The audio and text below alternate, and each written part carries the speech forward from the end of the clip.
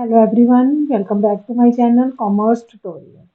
बेटा लास्ट हमने वीडियो में किया था first chapter of business study nature and significant of management. उसी चैप्टर को हम आगे कंटिन्यू करेंगे और आज का हमारा टॉपिक है nature of management. Means management की नेचर क्या है। इस टॉपिक में हम ये डिस्कस करेंगे कि मैनेजमेंट आर्ट है, साइंस है या फिर प्रोफेशन है। तो बेटा टॉपिक आगे स्टार्ट करने से पहले एक जेंटल रिमाइंडर, अगर आपको मेरी वीडियो पसंद आती है तो please share, like and subscribe my channel. तो बेटा वीडियो को आगे स्टार्ट करते हैं। हमारा topic management as an art, science and profession. हम इस वीडियो में ये डिस्कस करेंगे कि मैनेजमेंट क्या है, आर्ट है, साइंस है या प्रोफेशन है। फर्स्ट ऑफ ऑल तो बेटा मैनेजमेंट क्या है, यूनिवर्सल एप्लीकेबल है। मैनेजमेंट हर जगह अप्लाई होती है, चाहे वो साइंस का कोई फील्ड हो, चाहे कोई आर्ट्स का कोई फील्ड हो, कोई भी बिजनेस हो, नॉन बिजनेस ऑर्गेनाइजेशन हो। लेकिन आज हम इस वीडियो में देखेंगे कि उसकी नेचर क्या है। तो नेचर जानने से पहले अब कैसे पता करेंगे, हम क्या करेंगे, आर्ट्स को कंपेयर करेंगे मैनेजमेंट के साथ। बट बेटा इससे पहले हमें ये पता चलना चाहिए कि आर्ट्स क्या है। तो इसके लिए हम बेटा क्या करेंगे, पहले सबसे पहले आर्ट्स के फीचर्स करेंगे, फिर हम उसको कंपेयर करेंगे मैनेजमेंट के साथ।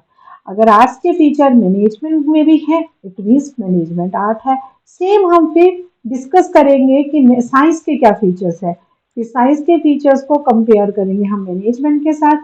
अगर दोनों मैच करते हैं तो हम कहेंगे कि मैनेजमेंट साइंस है। सेम हम प्रोफेशन के साथ करेंगे।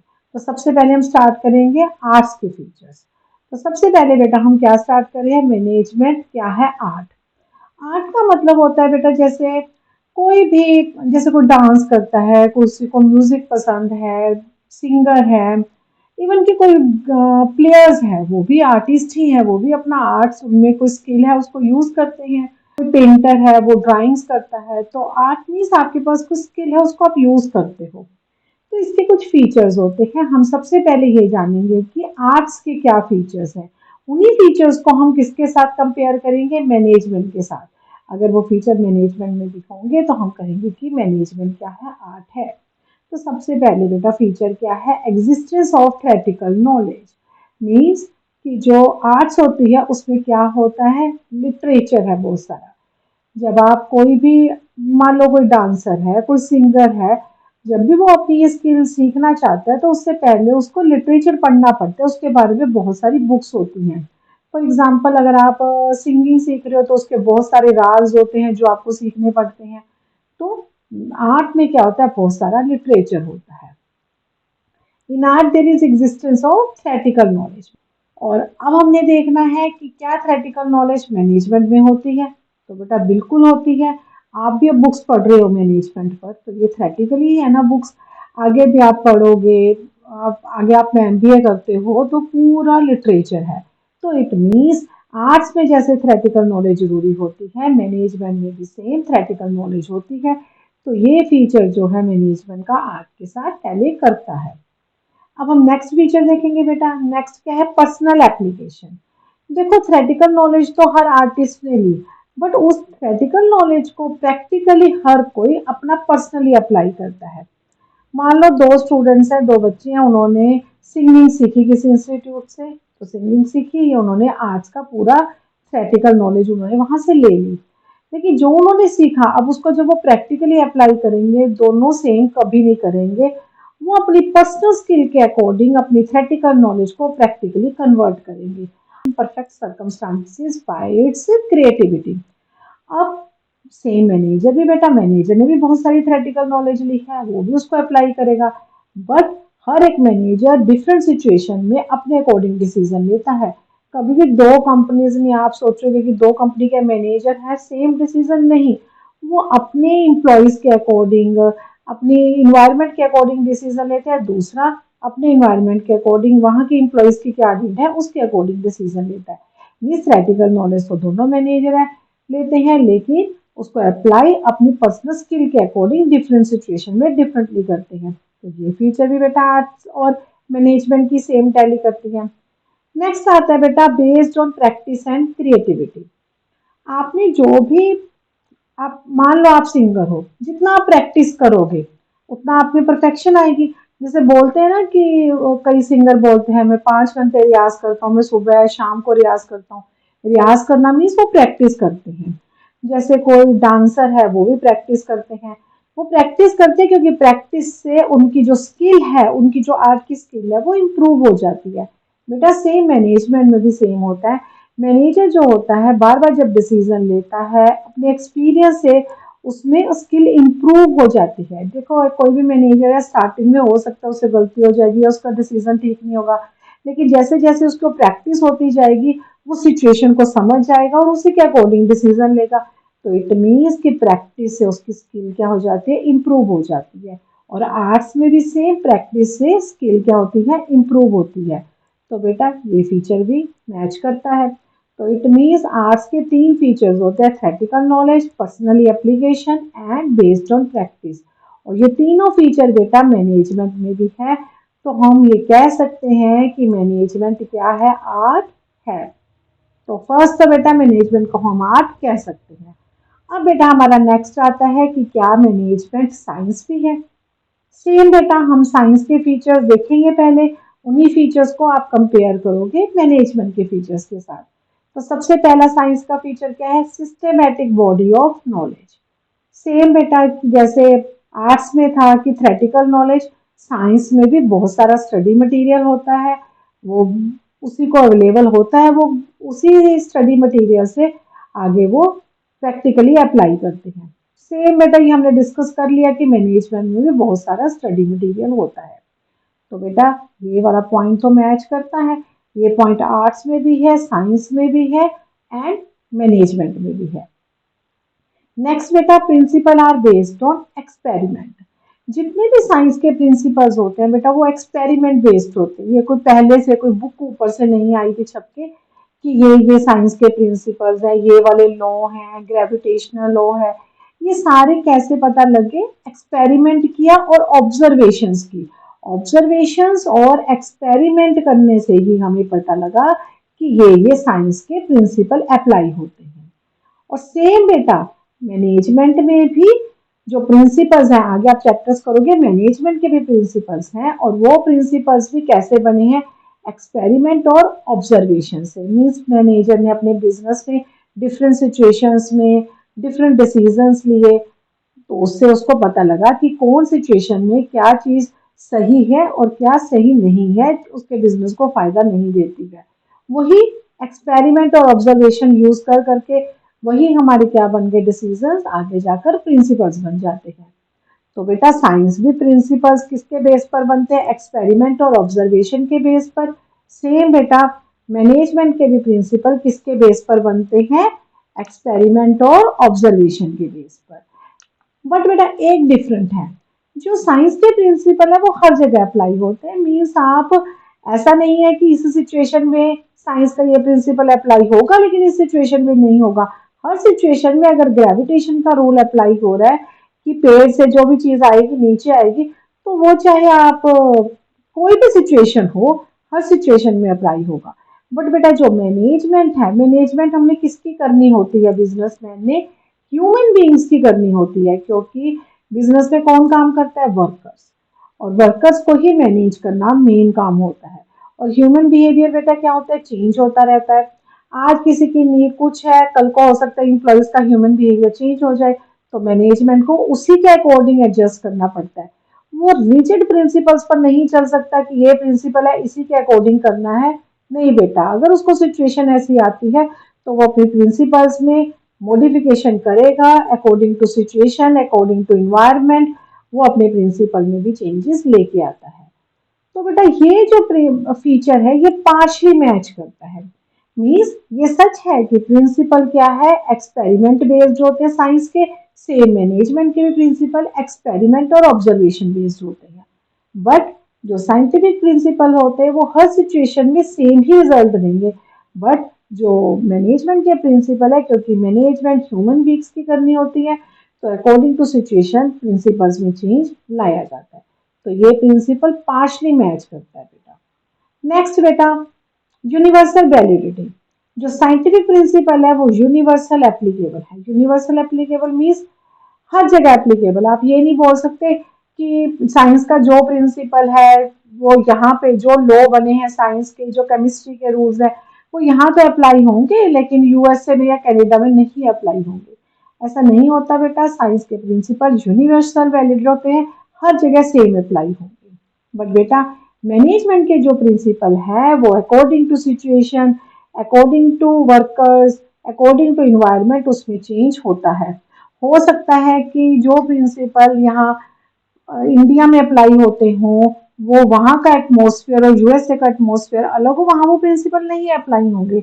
आप फॉरेन कंट्रीज का छोड़ो, आप अगर एक स्टेट से दूसरी स्टेट में भी कोई कंपनीज हैं, हो सकता है वो सेम प्रिंसिपल ना अप्लाई करे। रीजन क्योंकि हमने मैनेजमेंट किसको करना होता है, ह्यूमन बिहेवियर को करते हैं। और दूसरा इन्वायरमेंट में बहुत ज़्यादा चेंजेस, टेस्ट प्रेफरेंस बिजनेस की चेंज होती रहती है, फैशन में चेंजेस आ जाते हैं, वर्कर्स की नीड में चेंजेस आ जाते हैं, टेक्नोलॉजी में चेंजेस आ जाते हैं।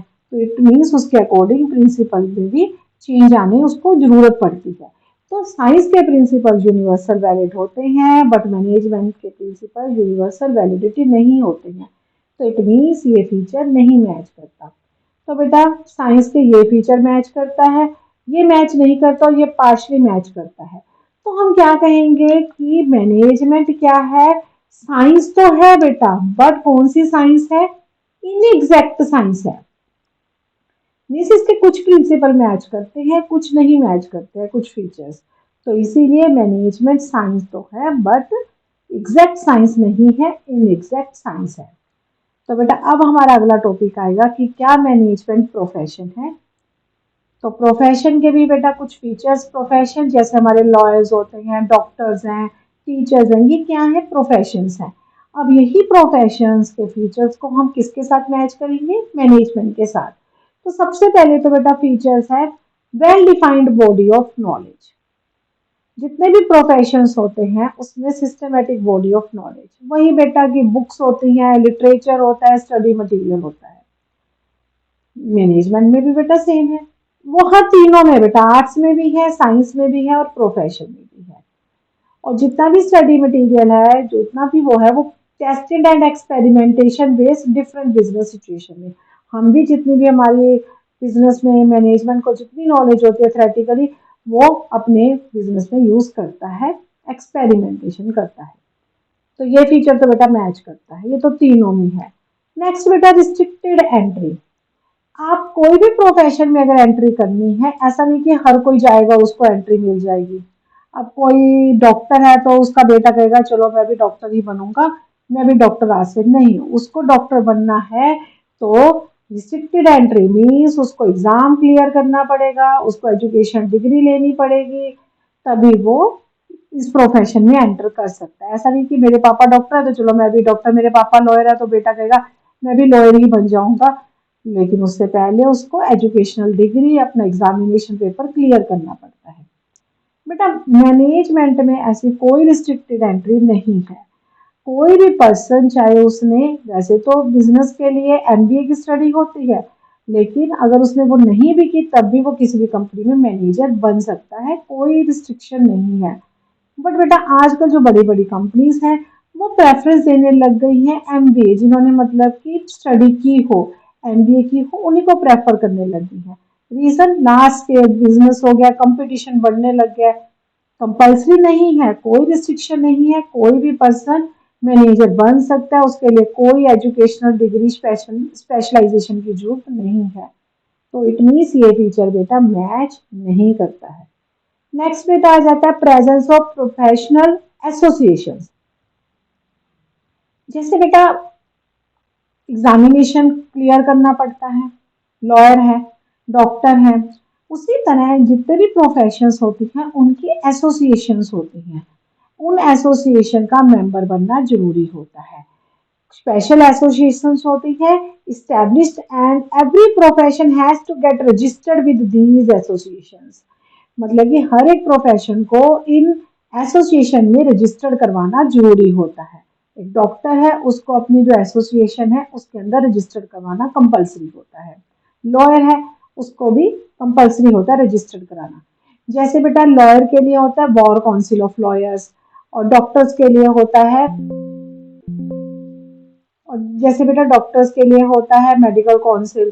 तो इन सब का जैसे ही एक पर्सन ने, किसी स्टूडेंट ने अपनी एजुकेशनल डिग्री कंप्लीट की उस प्रोफेशन से रिलेटेड, तो उसे इन बार काउंसिल्स में, इन एसोसिएशंस में रजिस्ट्री कराना, रजिस्टर्ड अपने आप को करवाना जरूरी होता है। लेकिन उसमें प्रोफेशन में भी बेटा एसोसिएशन है, एआईएम में एसोसिएशन है, बट जिस तरह से प्रोफेशन में कोई रिस्ट्रिक्शन नहीं है स्टडी की, एग्जाम्स क्लियर करने की, उसी तरह एसोसिएशन का मेंबर बनना भी कंपलसरी नहीं है। प्रोफेशनल एसोसिएशंस होती हैं, डॉक्टर्स की भी हैं, लॉयर्स की भी हैं, और मैनेजर्स के लिए भी हैं, एआईएमए एसोसिएशन है, बट इसका मेंबर होना कंपलसरी नहीं है। तो इट मीन्स कि ये भी मैच नहीं करती है, यानी कि दोनों के दोनों फीचर्स मैच नहीं करते, क्योंकि प्रोफेशन में रिस्ट्रिक्शन एंट्री होती है, आपको एग्जाम्स क्लियर करना जरूरी है, बट मैनेजमेंट में ऐसी कोई रिस्ट्रिक्शन नहीं है। सेम जो भी बंदा डॉक्टर बनता है या लॉयर बनता है, उसको उस एसोसिएशन में अपने आप को रजिस्टर्ड कराना कंपलसरी होता है, बट मैनेजर को ऐसी कोई कंपल्शन नहीं है। तो ये फीचर भी बेटा मैच नहीं करता। नेक्स्ट होता है बेटा एथिकल कोर्स। जैसे कि मैंने लास्ट पॉइंट में बताया कि जो एसोसिएशंस होती हैं, आपको उसमें मेंबर बनना कंपलसरी होता है, और ये एसोसिएशंस जो होती हैं, ये कुछ कोर्स मीन्स कुछ रूल्स बनाती हैं, जिनको फॉलो करना हर एक मेंबर के लिए कंपलसरी होता है। जैसे bar council of lawyers, lawyer कोई भी पर्सन जब स्टडी करेगा, स्टडी अपनी कंप्लीट करने के बाद, अपनी डिग्री लेने के बाद, अपनी उस बार काउंसिल ऑफ लॉयर का मेंबर बनेगा। अब जो बार काउंसिल ऑफ लॉयर्स है वो कुछ कोर्स बनाती है, उन कोर्स को भी उन सब मेंबर्स को फॉलो करना जरूरी होता है। तो all professions are bound by code of conduct. Code of conduct means कुछ रूल्स होते हैं which guide the behaviour of its member, जो किसमें हेल्प करते हैं, मेंबर के बिहेवियर। मीन्स अगर आपको वो रूल जो काउंसिल ने बनाया, एसोसिएशन ने बनाया, फॉलो करने जरूरी है। अगर आप नहीं फॉलो करते तो आपको बिहेवियर, मेंबर जितने भी मेंबर उनका बिहेवियर पता लगता है। सारे के सारे वो कोड ऑफ कंडक्ट, वो रूल्स मेंबर्स को फॉलो करने जरूरी होते हैं। बट बेटा प्रोफेशन में जैसे कि एसोसिएशन का मेंबर बनना जरूरी नहीं है, तो इट मीन्स कोर्स को फॉलो करना भी जरूरी नहीं है। जब मेंबर ही नहीं बन रहे तो कोर्स को फॉलो करने का कोई मतलब ही नहीं। तो इट मीन्स कि ये फीचर भी मैच नहीं कर रहा है बेटा। नेक्स्ट है बेटा सर्विस मोटिव। बेसिक मोटिव हर एक प्रोफेशन का अपने क्लाइंट्स को सर्व करना होता है। जैसे डॉक्टर है, उसका क्या मोटिव होता है, सर्विस मोटिव, कि मैंने पेशेंट का इलाज करना है, उसको ठीक करना है। लॉयर का क्या होता है कि अपने क्लाइंट को इंसाफ दिलाना होता है। तो इट मीन्स बेटा बेसिक मोटिव तो हर प्रोफेशन का, चाहे आजकल अपना पैसा के कमाने लग गए हैं ज़्यादा, बट मोटिव उनका, बेसिक मोटिव तो यही होता है हर प्रोफेशन का, कि सर्व करना, लोगों की हेल्प करना। तो बेटा लेकिन जो बिजनेस है उसका बेसिक मोटिव क्या होता है, प्रॉफिट कमाना होता है। तो बेटा ये फीचर भी मैच नहीं कर रही है। हाँ ठीक है कि आज प्रोफेशन, बिजनेस में तभी आप कामयाब हो सकते हो अगर आप कस्टमर को ध्यान रखोगे, उनकी हेल्प करोगे, कुछ मिलावट का नहीं बेचोगे, तो सर्विस मोटिव बन जाता है, बट मेन मोटिव उसका प्रॉफिट अर्न करना ही होता है। तो बेटा ये भी फीचर मैच नहीं करता। मीन्स बेटा business as a management as a profession में सिर्फ एक ही फीचर मैच करता है, आइडेंटिफाइंग बॉडी ऑफ नॉलेज, और कोई फीचर मैच नहीं करता। तो हम ये कह सकते हैं कि मैनेजमेंट प्रोफेशन नहीं है। बट बेटा एक बात का ध्यान रखना, जैसे जैसे कंपटीशन बढ़ता जा रहा है, एमबीए की डिमांड बढ़ती जा रही है, तो आने वाले नियर फ्यूचर में एमबीए भी, मैनेजमेंट भी क्या बन जाएगा, एक प्रोफेशन बन जाएगा। सो बेटा नेक्स्ट हमारा कंक्लूजन आ जाएगा इसी बात पर कि मैनेजमेंट साइंस है, आर्ट है या प्रोफेशन है। बेटा ये तो मैंने पहले ही बता दिया कि मैनेजमेंट आर्ट है, क्योंकि इसके सारे फीचर्स जो आर्ट में है वो मैनेजमेंट में भी है, तो मैनेजमेंट आर्ट है। सेकंड बेटा science, one feature of science present in management. Management में साइंस का एक फीचर तो फर्स्ट तो मैच करता है, लेकिन बाकी के दो फीचर कंप्लीटली मैच नहीं करते, तो हम ये कह सकते हैं कि ये एग्जैक्ट साइंस नहीं है, बल्कि क्या है, इनएग्जैक्ट साइंस है। थर्ड बेटा प्रोफेशन, प्रोफेशन के फीचर्स एक ही मैच करता है, कोई फीचर इसका मैच नहीं करता है, सो मैनेजमेंट प्रोफेशन नहीं है। But very soon these will be included in management, but बहुत जल्दी जिस तरह से इसकी इंपॉर्टेंस बढ़ती जा रही है ये भी प्रोफेशन में इंक्लूड हो जाएगा। Profession like lawyer and doctor, जिस तरह से लॉयर और डॉक्टर्स को भी रिकॉग्नाइज किया जाता है कि ये उनका प्रोफेशन है, इसी तरह से जल्दी ही मैनेजर्स जो है एमबीए जो है वो भी प्रोफेशन में काउंट होने लग जाएगा। तो ये बेटा कंक्लूजन है इसका। सो बेटा ये हमारा कंक्लूजन है नेचर ऑफ मैनेजमेंट पर। अब हम बेटा इसके बारे में इसके केस स्टडी में करवा देती हूँ। फॉर एग्जांपल आपकी बुक की केस स्टडी है जिसके आपको कॉन्सेप्ट क्लियर हो जाएगा और केस स्टडी भी आपको क्लियर हो जाएगा कि किस तरह से करनी है, अटेम्प्ट कैसे करनी है। तो बेटा पहली केस स्टडी में करवा रही हूँ। Hema is one of the most successful manager of her company कोबा लिमिटेड। जो हेमा थी वो एक सक्सेसफुल मैनेजर थी अपनी कंपनी में। She use the creativity and initiative in handling situation at work. जब भी कोई सिचुएशन आती थी काम की तो वो सिचुएशन को हैंडल कैसे करती थी, बड़ी ही क्रिएटिविटी एंड इनिशिएटिव लेके करती थी। Knowledge gained by her during her student days at a renowned management institution. अपने स्टूडेंट डेज मीन्स अपने कॉलेज डेज में उसने जो भी नॉलेज ली थी, कहाँ से ली थी, उसने मैनेजमेंट इंस्टीट्यूशन से स्टडी की थी। वहां से उसने जो भी नॉलेज ली थी एज वेल एज थ्रू हर ऑब्जर्वेशन, कुछ तो उसने जो नॉलेज अपनी गेन की थी और कुछ उसकी ऑब्जर्वेशन और एक्सपीरियंस ओवर द ईयर, इतने सालों का एक्सपीरियंस हो गया था उसको, ऑब्जर्वेशन हो गई थी उसको। Hema is a skillful manner in the field of management to keep her knowledge updated. वो अपनी नॉलेज को अपडेट रखे और वो एक स्किलफुल मैनर से बिजनेस को संभालती थी। मीन्स बेटा जो आपने इसमें केस स्टडी में पूरे पैर में पढ़ा है उसको आप एक तरह से अपने माइंड में उसकी जो मेन पॉइंट्स होते हैं हमेशा उसको क्या करो, जब भी केस स्टडी करो उन मेन पॉइंट्स को आप अंडरलाइन कर लो। मीन्स मेन क्या पॉइंट्स आए, मेन पॉइंट्स बेटा देखो क्या आए हैं कि वो क्रिएटिव और इनिशिएटिव थी सिचुएशन को हैंडल करने के लिए, और स्टूडेंट्स डे में उसने जो भी मैनेजमेंट इंस्टीट्यूशन से पढ़ा था और ऑब्जर्वेशन एंड एक्सपीरियंस के बेस पर हेमा एक स्किलफुल मैनर से सारा काम संभालती थी। अब बेटा पूछा क्या है, पूछा है कि नेचर ऑफ मैनेजमेंट क्या है, इस पैराग्राफ में कौन सी नेचर। तो बेटा सबसे पहले तुम्हें पता होना चाहिए नेचर कितनी टाइप की होती है, 3 टाइप की बेटा। ठीक है, तो हम इन तीनों में से हमसे पूछा कि कौन से उस पैराग्राफ में डिस्कस की गई। तो बेटा उसमें क्या डिस्कस किया था कि उसने अपने स्कूल डेज में थ्योरेटिकल नॉलेज ली थी, वो स्किलफुल मैनर से उसको अप्लाई करती थी, और प्रैक्टिस और क्रिएटिविटी मीन्स अपने तरीके से उसको अप्लाई करती थी। ये देखो बेटा लाइन से कि वो अपने ऑब्जर्वेशन और एक्सपीरियंस के बेस पर स्किलफुल मैनर से उसने मैनेजमेंट के फील्ड में अप्लाई किया। तो बेटा इसमें क्या डिस्कस किया गया है, इसमें डिस्कस किया गया कि मैनेजमेंट क्या है, आर्ट है। तो तुम वहां पे यहाँ पे लिख देना कि मैनेजमेंट एज एन आर्ट।